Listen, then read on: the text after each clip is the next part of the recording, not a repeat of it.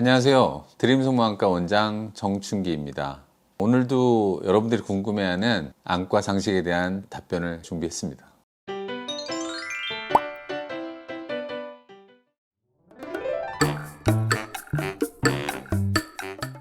시력교정 수술에 진짜 다양한 종류가 있죠. 대표적으로 라식, 라섹, 스마일 라식, 그리고 안내 렌즈 삽입술, ICL이라고 하는 수술이죠. 그 각각의 차이점을 다 설명하기보다는 일단 일반 라식과 스마일 라식에 대한 부분을 설명을 드릴 텐데, 그러려면 이제 역사를 돌이켜 봐야 됩니다. 처음에 나왔던 수술이 1980년도쯤에 나오는 PRK라는 수술이 있었고요. 그 수술은 상피를 벗기고 하는 수술이라 회복이 상당히 늦었고 통증이 있었습니다. 그 이후에 나온 수술이 통증을 없애면서 회복을 빠르게 하기 위해서 라식이라는 수술이 나왔는데, 라식 수술의 특징은 각막의 상피 그리고 실질 부위에 있어서 상피를 포함한 실질 부위 130 마이크로 정도를 각막에 뚜껑을 만들고 젖혀요. 즉 한 300도 정도의 각막 절개를 하거든요. 그 절개를 한 다음에 레이저를 하고 그 절편을 다시 제자리로 놓는 과정이 라식 수술의 주요한 포인트입니다. 그런데 이 수술은 우리가 원했던 통증도 없고 회복도 빠른데 결정적으로 외상에 많이 약했어요. 그래서 축구를 하거나 어떤 운동을 할 때 다치면은 그 절편에 손상이 되고 다시 재수술을 해야 되는 그런 일들이 종종 벌어졌어요. 그리고 300도 정도, 즉 넓게 절개를 하기 때문에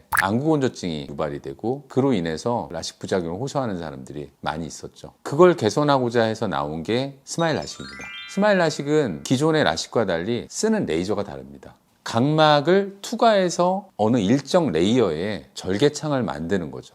절개를 하고 또 그 다음 단계 절개를 해서 하나의 렌티클, 각막 조각을 만든 다음에 소절개를 통해서 딱 빼내요. 아까 300도 정도 만드는 각막의 절개 부위를 생각한다면 이 경우는 한 3도, 4도, 한 5도 내외의 아주 작은 절개창을 하기 때문에 일단 안구건조증에 탁월한 효과가 있고요. 건조증이 안 생긴다는 뜻은 아니지만 라식만큼 심해지는 건 절대 아닙니다.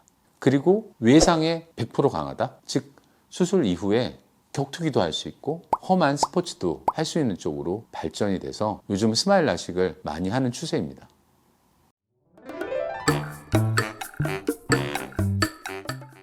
일부는 맞는 말입니다. 이유는 처음에 나왔던 스마일 장비가 난시 교정이 잘 안 됐어요. 근데 왜 난시 교정이 잘 안 되느냐?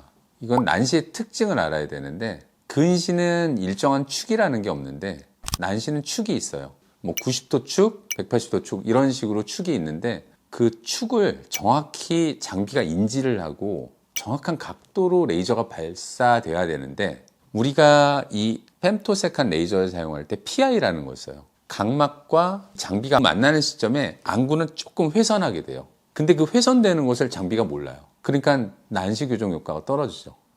그래서 처음에 FDA 승인이 난시 교정은 0.5 디옵타까지만 하세요 라고 FDA 승인이 났는데, 0.5 디옵타의 난시만 교정한다는 것은 교정이 안 된다는 뜻이랑 마찬가지죠. 근데 그 이후에 최근 2년 사이에 안구 추적 장치가 도입이 됐습니다. 안구 회전을 잡는 거죠. 그래서 난시 교정의 범위가 무려 10배 이상, 마이너스 6디옵타까지 교정이 되기 때문에 지금은 스마일 수술로 난시 교정이 잘 되냐 안 되냐고 묻는다면 확실히 잘 된다라고 대답할 수 있는 시대에 있는 거죠.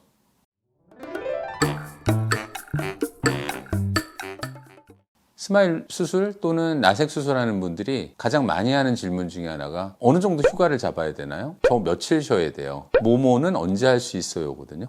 라섹 수술 같은 경우는 최소 3일은 쉬어주세요. 3일은 직장에 출근하기는 어려워요 라는 얘기를 항상 루틴으로 드려요. 그 이유는 상피를 벗기고 회복되는데 3일 걸리거든요. 그러니까 그 정도는 무조건 쉬어야죠. 안 보인다는 뜻이 아니라 눈이 시리니까. 그런데 스마일 수술은 쉴 필요 없습니다 라고 제가 답변을 합니다. 바로 다음날 일상생활로의 복귀. 물론 시력이 100%가 다음날을 의미하는 건 아닌데 85% 이상의 시력이 회복이 되거든요. 내가 하던 모든 일상생활을 바로 다음날부터 할 수 있다. 그게 가장 매력 포인트가 아닐까 생각합니다. 혹시 원데이 스마일 라식을 들어보셨나요? 원데이 스마일 라식은 하루에 검사와 수술을 동시에 진행하고 바로 다음날 출근까지 할 수 있는 수술이라서 직장인들이 많이 선호를 합니다.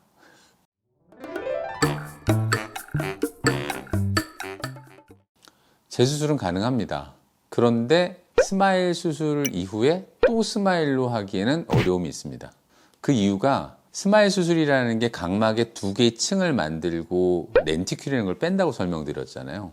근데 재발되는 난시나 근시의 양은 일반적으로 상당히 적어요. 그 적은 양의 렌티큘을 만들어서 빼는 것은 기술적으로 매우 어려울 뿐만 아니라 첫 번째 절개 부위가 흔적이 어느 정도 있기 때문에 깨끗하게 그 렌티큘이 안 만들어집니다. 그래서 스마일 수술 후에도 라섹으로 보강 수술하는 것이 일반적인 원칙입니다.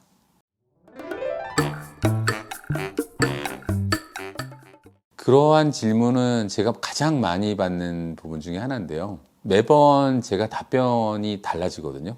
그 이유가 그분의 직업, 라이프 스타일, 그리고 앞으로 일정 등이 다 다르기 때문에 그 부분에 대한 것을 제가 충분히 청취한 다음에 가장 맞는 것을 권유합니다. 하지만 눈에 대해서의 조건만을 가지고 우리가 생각한다면은 일반적으로는 스마일 수술의 결과가 좋은 범위가 마이너스 1.5디옵타에서 마이너스 8디옵타 초반 또는 9디옵타까지도 잡고 있어요. 라섹의 범위는 9가 조금 넘어도 할 수 있고요. 즉 라섹의 범위가 조금 더 넓죠. 그래서 스마일 수술은 조금 더 라섹의 범위보단 좁다라고 일단 이해하시면 되고요.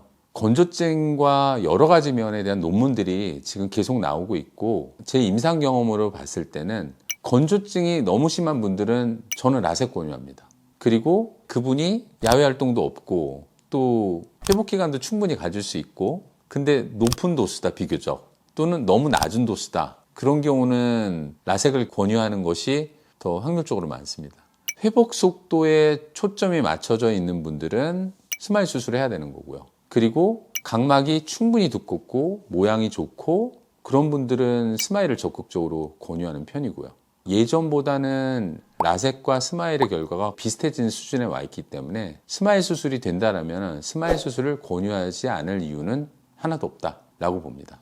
즉 모든 것을 고려해서 그분과 충분한 상담을 한 이후에 수술 방향을 정하는 것이 가장 필요하고요. 각자의 어떤 라이프 스타일이나 이런 것들을 잘 살펴보는 것이 무엇보다도 중요합니다. 오늘은 스마일 라식과 스마일 라식의 난시 교정에 대해서 알아봤습니다. 여러분들에게 이 정보가 많은 도움이 됐으면 좋겠습니다. 감사합니다.